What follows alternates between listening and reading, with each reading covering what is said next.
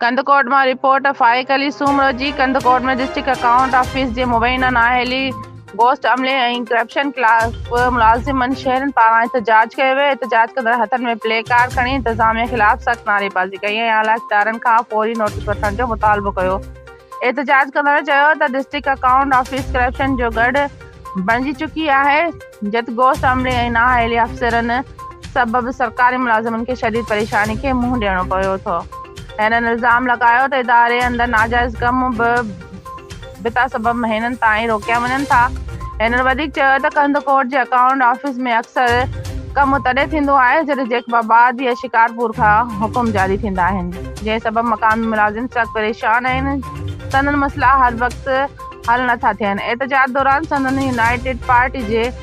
Sindh United party जे ज़िले अॻवान उस्ताद ज़रबत सागर वजराणी, जमात इस्लामिया जे अॻवान ग़ुलाम मुस्तफ़ा मीरानी बि हमदर्दी तौरु एहतजाज में शिरकत कई ऐं मुलाज़िमनि जी मुतालबनि जी हिमायत जो इज़हार कयो।